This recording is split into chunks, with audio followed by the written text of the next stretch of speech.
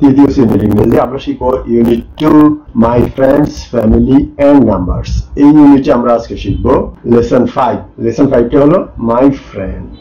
Lesson 5 এর জন্য হলো এটা প্রথম ক্লাস অর্থাৎ অ্যাক্টিভিটি এ, যেটা তোমাদের পাঠ্য বইয়ের 22 পৃষ্ঠা থেকে নেওয়া। তার মানে 22 পৃষ্ঠার অ্যাক্টিভিটি এটা শিখবো এবং এই অ্যাক্টিভিটি শেষে শিক্ষক তোমাদেরকে একটা মূল্যায়ন করবে। সেই মূল্যায়নের ছকটা আমরা তোমাদেরকে দেখাবো। ওকে, তো আসো আমরা এখানে দেখি কি এতে লেখা আছে। অ্যাক্টিভিটি এতে বলা আছে রিড, পড়ো, এন্ড এবং সেই মানে কি বলো, পড়ো এবং বলো। ওকে, আমরা অলরেডি একটা পিকচার দেখি, অলরেডি একটা ছবি দেখো। এখানে এই ছবিটা দেখানোর মাধ্যমে শিক্ষক শুরুতে তোমাদেরকে একটা প্রশ্ন করতে পারে, যেটা তোমাদেরকে বলতে পারে যে what do you see in the picture, অর্থাৎ ছবিতে তুমি কি দেখতে পাও। হু আর দে, কারা কারা।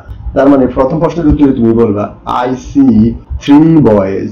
তোমরা অলরেডি এখানে দেখো বয়েজ মানে বালক, বয়েজ একের অধিক, 1 2 3টা বালক। 3 বয়েজ আর প্লেইং, তারা খেলতেছে। কি খেলে? ফুটবল খেলে। 3 বয়েজ আর প্লেইং ফুটবল।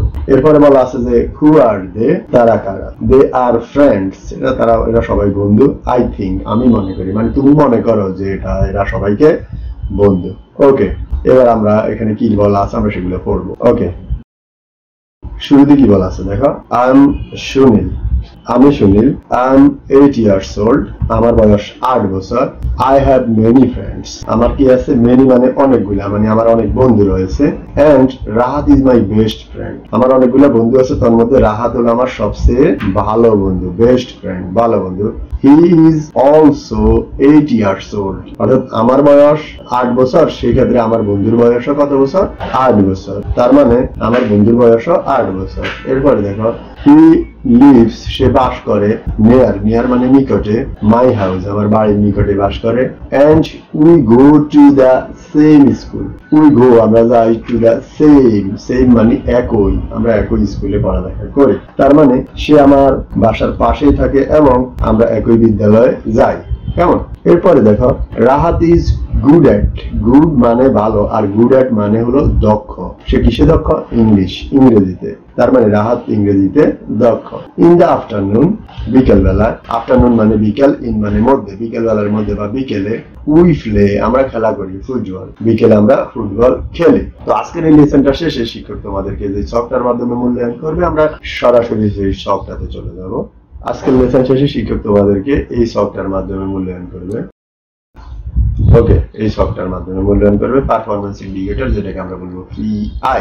ওকে, এই প্রশ্নটার অ্যান্সার তোমার কাছ থেকে নেবে। তো এই প্রশ্নটার অ্যান্সার নেওয়ার ক্ষেত্রে তোমাকে রিমার্ক করবে।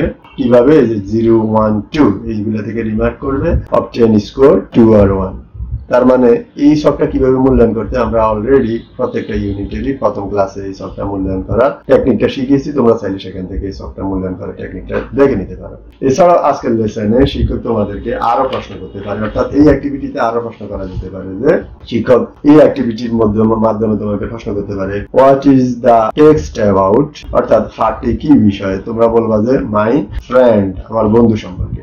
What is the name of the speaker, speaker মানে বর্ণনাকারী, বর্ণনাকারীর নাম কি। অলরেডি এই পার্টটা তোমরা যখন শিখলা সেখানে তোমরা অবশ্যই দেখছো যে বর্ণনাকারীর নামটা হলো কে। ওই যে সে শুরুতে বললো আই এম সুনীল, তার মানে বর্ণনাকারীর নাম হলো সুনীল। এরপরে প্রশ্ন করা যেতে পারে what is the name of the friend, বন্ধুর নাম কি। অর্থাৎ সেখানে আমরা একটা বন্ধু দেখি, তার বন্ধুর নাম হলো কি? রাহাত। এই যে রাহাত। ওকে।